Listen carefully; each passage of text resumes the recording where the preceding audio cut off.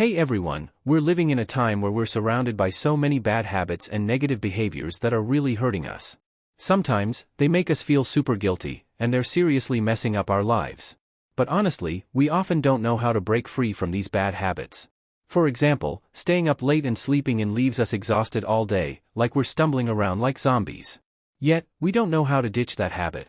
Then there's phone addiction. It makes us lose focus, we can't get anything done, and we spend all day staring at our screens. We know it's bad, but we can't figure out how to fix it. And don't even get me started on smoking or other bad habits, like swearing too much.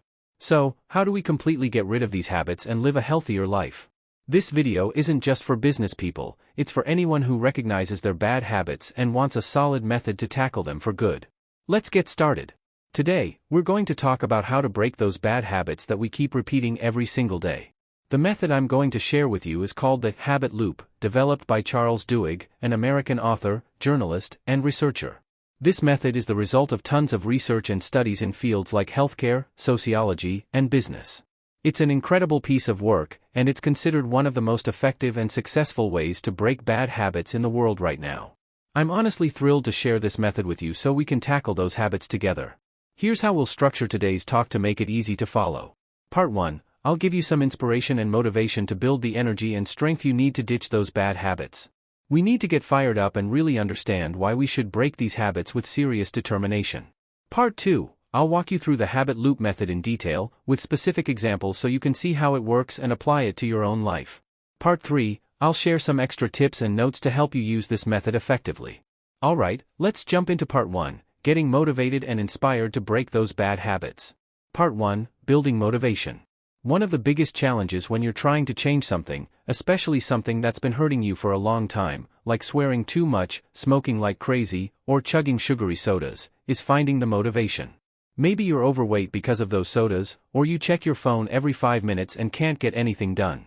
You know it's a problem, but you need a strong reason to change. That's where motivation comes in. Without a compelling reason, you won't take action. Let's use an example to make this relatable. Imagine you're an office worker, and you have a bad habit of constantly checking Facebook during work hours, not when you're chilling at home, but during work. So, how do we find the motivation to break this habit? Grab a piece of paper and draw a chart like this. On the left, make one big column. On the right, split it into 2 smaller columns. If you're too lazy to draw, no worries, I'll share a link at the end of the video where you can download a Word file to print and fill out. But honestly, it's super easy to sketch. In the left column, write this question: why is this habit so appealing to me? Let's brainstorm why checking Facebook is so addictive. Here are some reasons. It gives you the thrill of catching up on new info. You're waiting for likes or comments on your posts, craving that validation. You're bored at work, and scrolling through Facebook kills the monotony. Those are 3 reasons why this habit hooks you. You're sitting at your desk, typing an email or working on something, but your mind's on Facebook. The second your phone buzzes, you drop everything to check it. Sound familiar? Now, move to the right side, the first smaller column.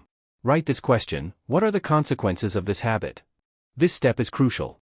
List at least 3 consequences, each building on the last.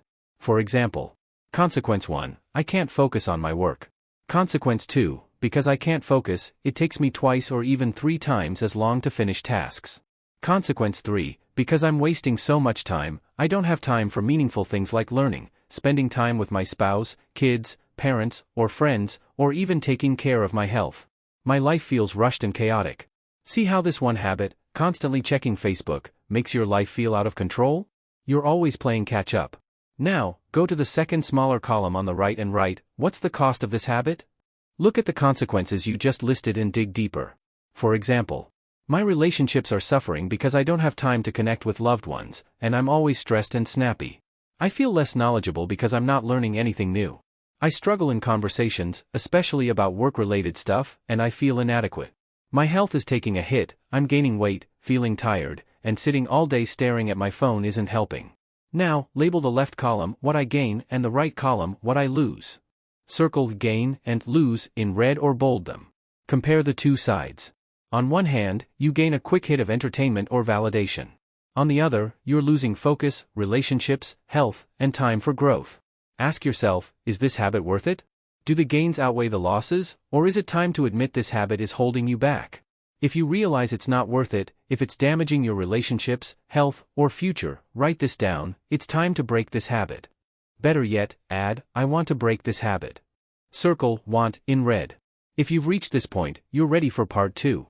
Part 2, the habit loop method. Now that you're motivated and understand why you need to break this habit, let's talk about how to do it. Understanding is one thing, but taking action is another. That's where a proven, scientific method comes in. Charles Duhigg's habit loop is a simple but powerful framework that's been tested and works. The habit loop has 3 parts: cue, routine, and reward. Every habit follows this pattern. Let's break it down with our Facebook example. Cue: something triggers the habit. For example, your phone's notification sound, a vibration, or just seeing your phone on your desk. Routine: the action you take, like picking up your phone and checking Facebook. Reward: what you get out of it, like feeling updated, getting likes or comments, or relieving boredom.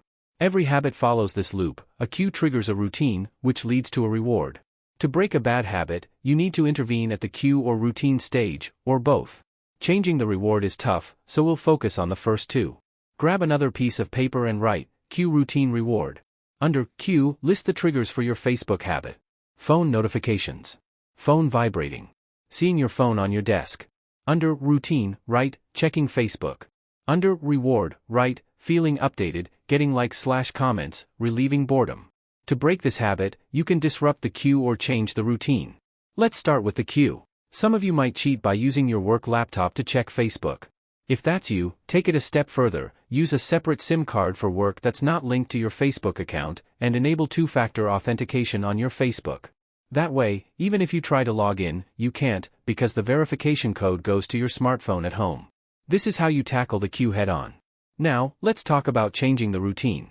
Here's a key truth: you can't eliminate a bad habit, you can only replace it with a new one.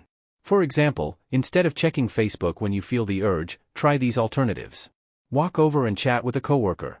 This satisfies your need for connection and relieves boredom, just like Facebook does. Step outside to the balcony for some fresh air or walk a few flights of stairs. This helps you avoid sitting too long, which is bad for your health. Use your basic phone to text a loved one or friend, via SMS, not Facebook Messenger. This keeps you connected in a healthier way. By replacing the old routine, checking Facebook, with a new one, talking to a coworker, walking, or texting, you still get the reward, connection, less boredom, but in a way that improves your life. Over time, this new routine becomes your habit. Instead of wasting time on Facebook, you're building relationships, staying active, and feeling more focused. Your life becomes more positive and productive. Part 3, Final Tips and Notes. We've covered a lot, but here are a few final tips to help you succeed with the habit loop method. Habits have a domino effect. When you change one major habit, smaller bad habits often improve too. Don't try to tackle every habit at once. Pick the one that matters most to you and start there. Once you succeed, your mindset will shift, and other habits will become easier to change. Use a template. I've created a simple form for you to map out your gain versus lose chart and habit loop. You can download it at habits5days.com. Or just draw it on paper. It's super easy. Dive deeper. If you want to learn more about Charles Duhigg's work, check out his book The Power of Habit. It's a bestseller and packed with insights. It was published around 2012 to 2013. So for the latest updates, visit Charles Duhigg's blog. Just Google Charles Duhigg blog to find his newest articles and research. I was going to include examples for quitting smoking or swearing, but this video's already pretty long, and I don't want to overwhelm you. Thanks so much for watching, and I hope this helps you break those bad habits and transform your life. Catch you later.